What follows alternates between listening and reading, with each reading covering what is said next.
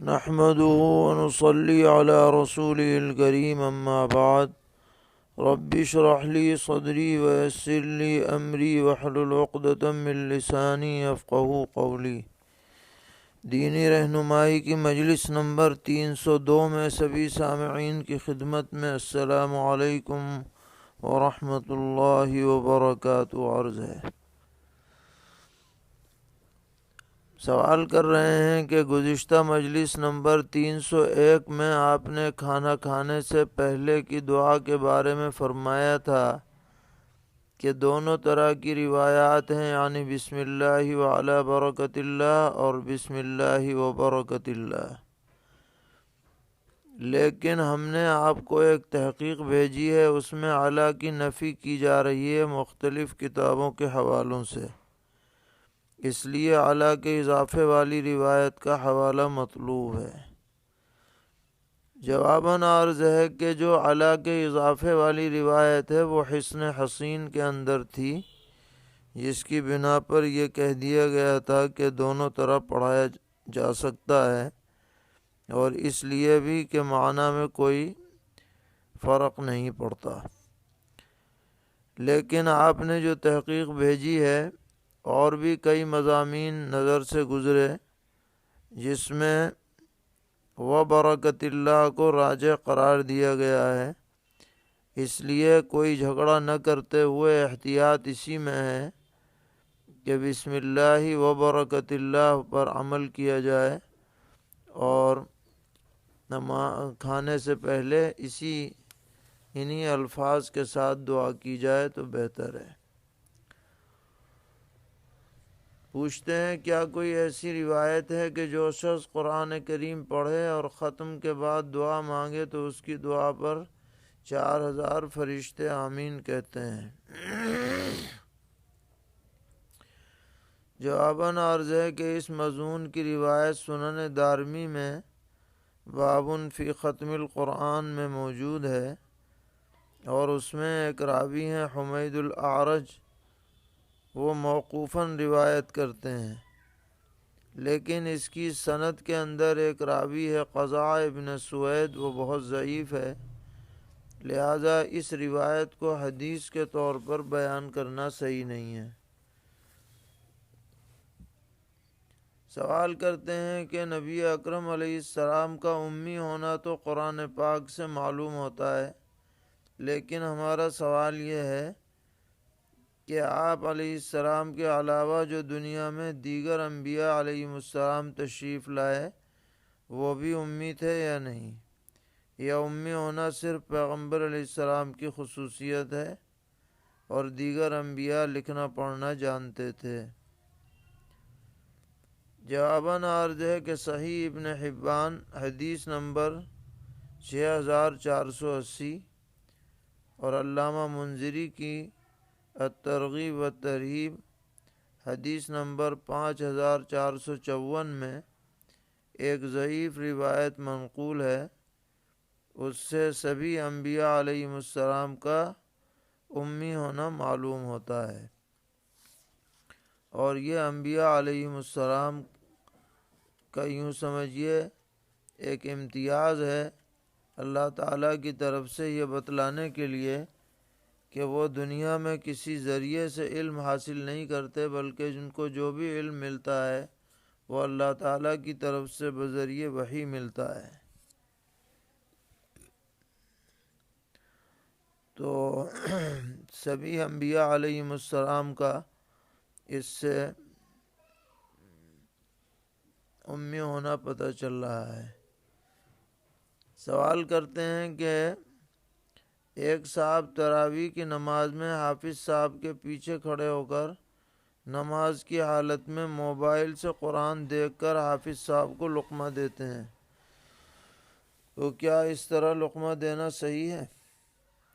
جواباً عرض ہے کہ دوران نماز قرآن پاک دیکھ کر پڑھنا یا سننا یہ دونوں مفسد صلاۃ ہے، لہذا اگر یہ سامع صاحب حافظ صاحب کو قرآن دیکھ کر لقمہ دیتے ہیں اور حافظ صاحب ان کا لقمہ لے لیں تو نہ صرف حافظ کی بلکہ سبھی جماعت میں شریک لوگوں کی نماز فاسد ہو جائے گی۔ یہ طریقہ غلط ہے، اس کو بند کرنا چاہیے۔ سوال کر رہے ہیں کیا امام صاحب شدید عذر کی وجہ سے تراویح بیٹھ کر پڑھا سکتے ہیں یا نہیں؟ جواباً عرض ہے کہ اگر امام صاحب زمین پر باقاعدہ سجدہ کر سکتے ہیں اور رکوع کے ساتھ عذر میں بیٹھ کر پڑھائیں تو غیر معذور لوگ ان کے پیچھے نماز پڑھ سکتے ہیں، لیکن اگر وہ سجدہ اشارے سے کر رہے ہیں، زمین پر نہیں کر رہے، تو جو غیر معذور لوگ ہیں ان کی نماز ان کے پیچھے درست نہیں ہوگی۔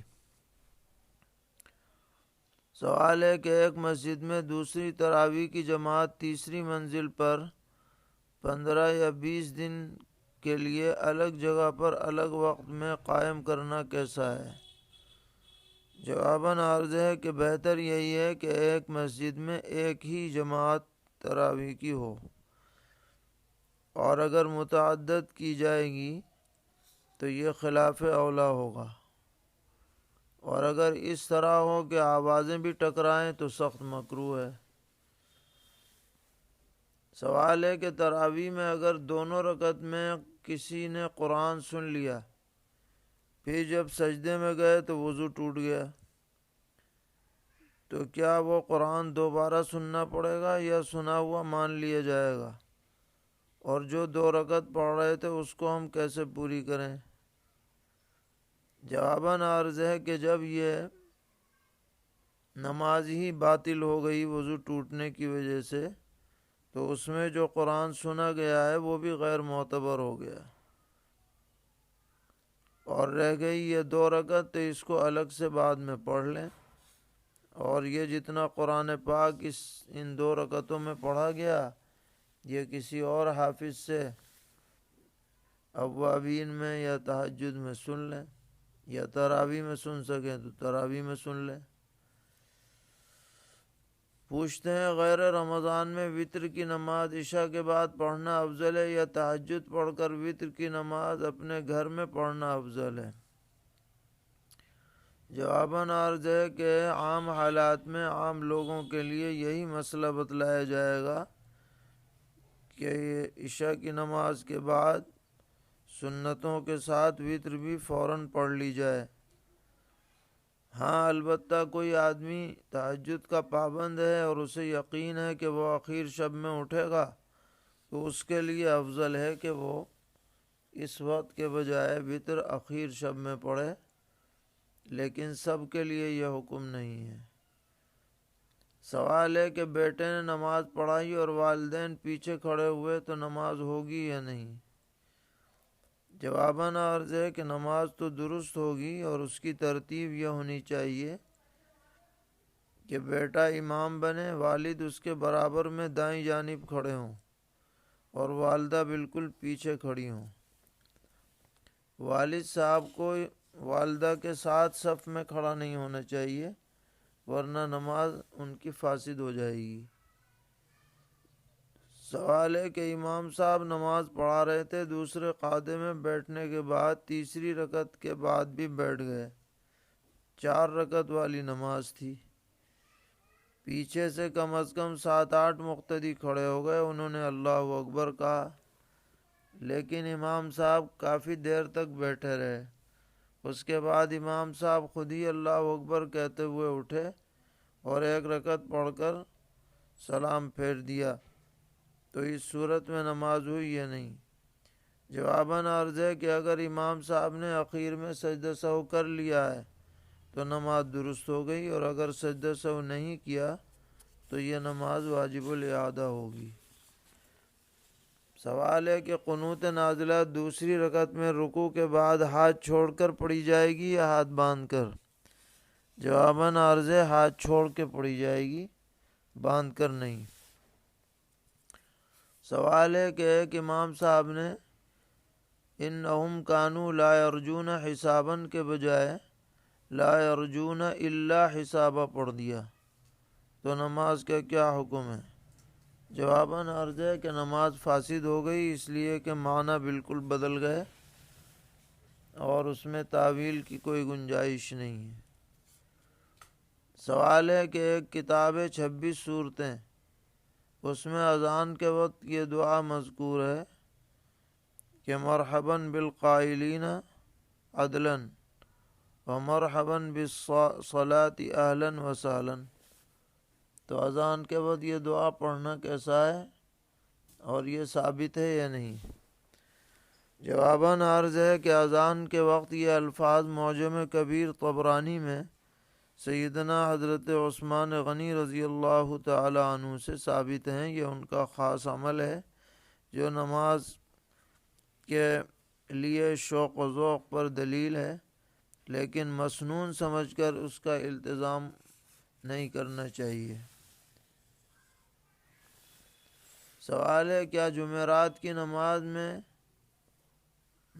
مغرب میں پہلی رکعت میں سورہ کافرون اور دوسری میں سورہ اخلاص پڑھنا سنت ہے اور اسی کو التزام کے ساتھ پڑھنے کی ترغیب کسی حدیث سے ثابت ہے؟ جواباً عرض ہے کہ مشکوٰۃ شریف میں شرح السنہ کے حوالے سے جمعرات کی مغرب میں سورہ کافرون اور سورہ اخلاص پڑھنے کی روایت منقول ہے، لیکن تحقیق سے پتہ چلا کہ اس روایت کی سند معتبر نہیں ہے، لہذا سنت سمجھ کر اس کا التزام نہ کیا جائے۔ البتہ مغرب کی سنتوں میں جو بعد والی سنتیں ہیں ان میں ان دونوں صورتوں کا پڑھنا مسنون ہے، اس کا اہتمام ہونا چاہیے۔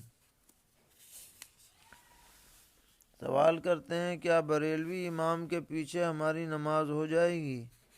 جواباً عرض ہے کہ نماز تو ادا ہو جائے گی لیکن بدعت کی وجہ سے کراہت ہوگی، اس لیے اگر اس کے علاوہ نماز کا موقع ہو تو وہاں پڑھی جائے۔ سوال ہے دیوبند میرے لیے وطن اقامت ہے، اب 2 دن بعد کے لیے دہلی کا ٹکٹ نکالتا ہوں، تو آج سے 2 دن تک میں مسافر رہوں گا یا مقیم؟ جواباً عرض ہے کہ اگر آپ پہلے سے دیوبند میں شرعاً مقیم ہیں تو محض دہلی کا ٹکٹ بنانے سے آپ مسافر نہ ہوں گے، بلکہ جب یہاں سے دہلی کا سفر شروع کریں گے تو آپ پر مسافر کا حکم لاگو ہوگا۔ سوال ہے مسجد میں کچھ لوگ ثواب کی نیت سے معذورین کے لیے کرسی رکھوا رہے ہیں، تو شرعاً ایسا کرنا درست ہے یا نہیں؟ جواباً عرض ہے کہ یہ عمل مناسب نہیں ہے، اس لیے کہ اس عمل سے کرسی پر نماز کی ایک طرح سے ترغیب و تائید ہوتی ہے، حالانکہ کرسی پر نماز بہت مجبوری ہی میں پڑھنی چاہیے، معمولی عذر سے کرسی پر نماز نہیں پڑھنی چاہیے، لہذا مساجد میں اس کا ماحول نہ بنایا جائے۔ کوئی معذور ہے تو اپنا انتظام خود کرے۔ پوچھتے ہیں کہ اگر کوئی روزے کی حالت میں غلطی سے ناک میں دوا ڈال لے پھر اس دوا کا ذائقہ بار بار منہ میں آتا رہے تو روزہ ٹوٹ جائے گا یا نہیں؟ جواباً عرض ہے کہ یقیناً روزہ ٹوٹ جائے گا، اور غلطی کرنے سے معافی نہیں ہوتی ہے، بھول سے معافی ہوتی ہے۔ سوال ہے روزے کی حالت میں خون دے سکتے ہیں یا نہیں؟ جواباً عرض ہے خون دینے سے روزہ نہیں ٹوٹے گا، لیکن اتنا نہ دیں کہ کمزوری ہو جائے۔ سوال کرتے ہیں کہ ایک صاحب کو ٹائیفائیڈ ہو گیا ہے، بخار شدید ہے اور روزے میں ہے، تو ان کو گلوکوز یا انجیکشن لگایا جا سکتا ہے یا نہیں؟ جواباً عرض ہے کہ ایسی حالت میں روزہ توڑنے کی بھی گنجائش ہے، اور اگر گلوکوز لگا دیا جائے یا انجیکشن دے دیا جائے تو اس سے روزہ نہیں ٹوٹے گا، روزہ برقرار رہے گا۔ سوال کر رہے ہیں کہ زکوٰۃ 52.5 تولہ چاندی پر واجب ہوتی ہے، لیکن اگر پرانے زمانے کا اعتبار کیا جائے تو اس کی مقدار 613 گرام چاندی بنتی ہے، لیکن آج کل عرف میں تولے کا جو اندازہ ہے وہ 10 گرام کا کیا گیا ہے، تو 52.5 تولہ اگر 10 گرام کے تولے سے دیکھتے ہیں تو وہ 525 گرام بیٹھتا ہے۔ تو ہمیں کس بات کا اعتبار کرنا چاہیے؟ جواباً عرض ہے کہ 52.5 تولہ تو پرانے تولے کے اعتبار سے نصاب بتلایا جاتا ہے، اور اگر نئے تولے کے اعتبار سے بتلانا ہے تو وہ 61 گرام کچھ ہوگا۔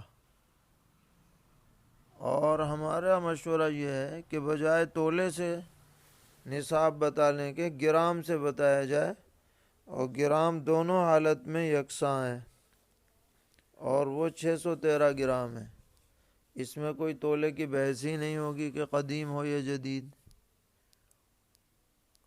سوال ہے، ہماری زکوٰۃ کا حساب مثلاً 1,00,000 روپے ہوا، یہ رقم ہم نے اصل مال سے الگ نہیں کی بلکہ اکاؤنٹ ہی میں چھوڑ دی، پھر تھوڑی تھوڑی زکوٰۃ کی نیت سے دیتے رہے، تو ہماری زکوٰۃ ادا ہو جائے گی یا نہیں، یا اس رقم کو الگ کرنا ضروری ہے؟ جواباً عرض ہے کہ ادائیگی کے وقت نیت کافی ہے، اکاؤنٹ سے الگ کرنا کوئی ضروری نہیں ہے۔ جب ادائیگی کے وقت نیت ہوگی تو زکوٰۃ ادا ہو جائے گی۔ سوال ہے، اگر کسی کمپنی میں کام کرنے والے لوگوں کو مالک نے تنخواہ نہیں دی تو جب وہ اپنی زکوٰۃ نکالیں گے تو اس میں سے اس تنخواہ کو منہا کرے گا یا نہیں؟ اسی طرح جس شخص کو تنخواہ ملنے والی تھی اور وہ صاحب نصاب بھی ہے تو کیا زکوٰۃ کے اثاثے میں اس تنخواہ کو جوڑے گا یا نہیں؟ جس دن حساب لگایا جا رہا ہے زکوٰۃ کا، اس دن جو بیلنس اپنے پاس موجود ہے اس پورے بیلنس کی زکوٰۃ ادا کی جائے گی، اور اس میں سے صرف قرضہ منہا کیا جائے گا اور کچھ نہیں۔ اور جن ملازمین کو ابھی تنخواہ نہیں ملی ہے، جب تک انہیں تنخواہ نہ ملے ان پر اس تنخواہ کی زکوٰۃ کی ادائیگی واجب نہیں ہے، جب ان کے قبضے میں جائے گی جب ادائیگی ہوگی۔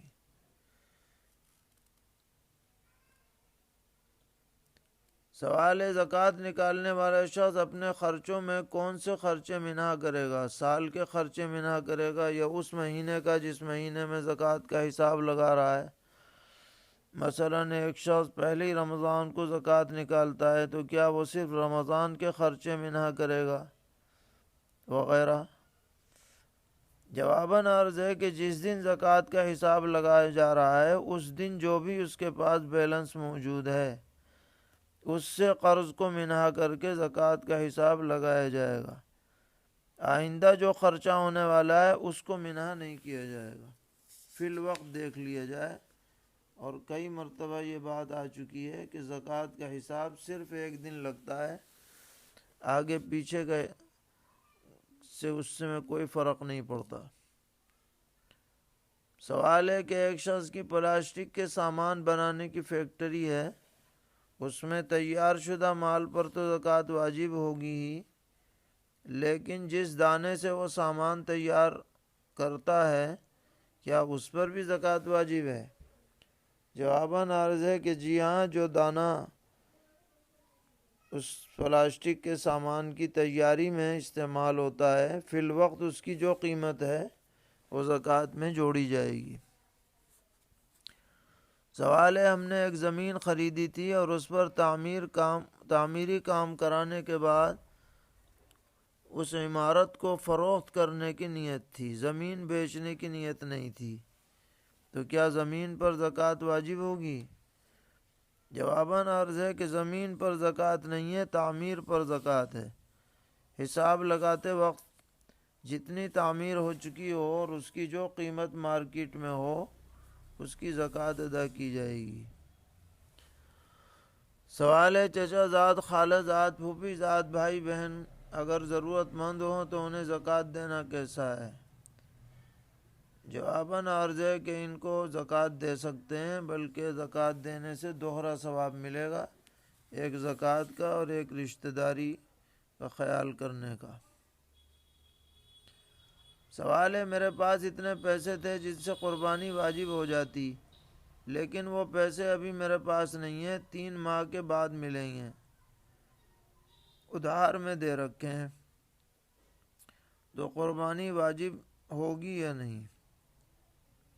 جواباً عرض ہے کہ اگر جن کو ادھار دے رکھا ہے وہ ایام قربانی میں اتنی رقم واپس کر دیں جس سے آپ قربانی کر سکیں تو آپ پر قربانی واجب ہوگی، لیکن اگر مطالبے کے باوجود انہوں نے وہ رقم نہیں دی اور ایام قربانی میں آپ صاحب نصاب نہ رہے، یعنی آپ کے پاس اتنی رقم نہ رہی جو نصاب کے بقدر ہو، تو آپ پر قربانی لازم نہیں ہوگی۔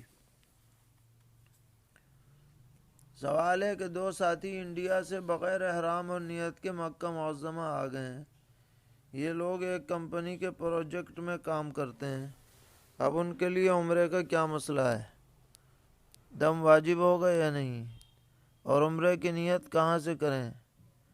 جواباً عرض ہے کہ ان پر لازم ہے کسی میقات پر جا کر عمرے کا احرام باندھیں اور وہاں سے آ کر احرام باندھ کر عمرہ کریں، وہاں جا کر احرام باندھ کر عمرہ کریں۔ اگر میقات کے علاوہ سے انہوں نے احرام باندھ لیا اور عمرہ کر لیا تو ان پر دم لازم ہوگا، اور فی الوقت بھی ان پر دم لازم ہے جب تک میقات واپس نہ جائیں۔ سوال ہے اگر کوئی شخص عمرہ کر کے مدینہ منورہ گیا، اس کے بعد پھر واپس مکہ معظمہ جب آنے لگا تو اس نے ذوالحلیفہ سے احرام نہیں باندھا اور بغیر احرام کے وہ مکہ معظمہ آ گیا، پھر یہاں آ کر اس نے مسجد عائشہ سے احرام باندھ کر عمرہ کیا، تو اس کے لیے شرعاً کیا حکم ہے؟ کیا کوئی ایسی صورت ہے کہ اس پر دم لازم نہ ہو؟ جواباً عرض ہے کہ اس کو ذوالحلیفہ سے احرام باندھنا چاہیے تھا، وہ اس کی میقات تھی، لیکن اس نے مسجد عائشہ سے احرام باندھا تو اس نے میقات کے علاوہ سے احرام باندھا، جس کی وجہ سے اس پر دم لازم ہو گیا۔ عمرہ تو اس کا صحیح ہو گیا لیکن دم لازم ہے اور اس کے ساقط ہونے کی کوئی شکل نہیں ہے، دینا ہی پڑے گا۔ سوال ہے کہ ایک صاحب کی زندگی میں پینشن اکاؤنٹ میں جمع تھی، اب ان کی وفات کے بعد ورثہ کہتے ہیں کہ ہم ان کا استعمال نہیں کرنا چاہتے اور اس رقم کو مسجد میں دینا چاہتے ہیں، تو اس کے بارے میں آپ کی رائے کیا ہے؟ جواباً عرض ہے کہ اگر سب وارث بالغ ہوں اور خوشی سے وہ مسجد میں دینا چاہیں تو دے سکتے ہیں، وارثین کا حق ہے۔ پوچھتے ہیں ایک آدمی کو آج سے تقریباً 5 سال قبل سونے کی انگوٹھی گلی میں گری ہوئی ملی تھی، وہ اب بھی اس آدمی کے پاس محفوظ ہے، تو کیا وہ اس انگوٹھی کو فروخت کر کے اس کی قیمت بلا نیت ثواب صدقہ کر دے یا اس کی تشہیر کرنی ہوگی، کیونکہ اس سے پہلے اس نے تشہیر نہیں کی؟ جواباً عرض ہے کہ پہلے وہ تشہیر کرے، سارے محلے والوں کو بتلائے، اور اگر پھر بھی مالک نہ ملے تو اسے صدقہ کر دے، لیکن تشہیر کے بغیر صدقہ نہ کرے۔ سوال ہے کیا بینک کے سود کے پیسے سے کچھ کپڑے خرید کر اپنے گھر پر کام کرنے والے غریب آدمی کو دے سکتے ہیں؟ جواباً عرض ہے کہ ہاں، دینے کی گنجائش ہے، اگر دینا چاہیں تو دے سکتے ہیں۔ سوال ہے ایک شخص کی بیوی کا انتقال ہوا، اس نے وارثین میں 4 لڑکے، 2 لڑکیاں اور شوہر کو چھوڑا، تو ترکہ کس طرح تقسیم ہوگا؟ جواباً عرض ہے کہ اس کے کل مال کو 40 حصوں میں بانٹ کر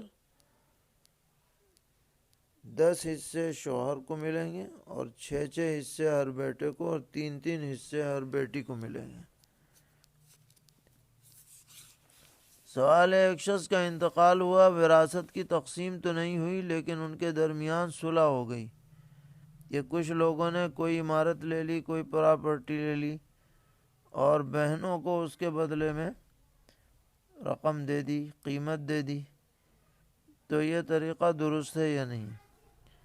جواباً عرض ہے کہ وراثت میں آپسی رضامندی سے، جبکہ سارے وارثین عاقل و بالغ ہوں، صلح کرنا بھی درست ہے، اور جب سب کا حق دیا جا رہا ہے اور سب راضی خوشی لے رہے ہیں تو اس طرح صلح کرنے میں بھی کوئی حرج نہیں ہے۔ اللہ تعالی ہم سب کو دین پر استقامت عطا فرمائے، ہر طرح کے شرور سے محفوظ رکھیں۔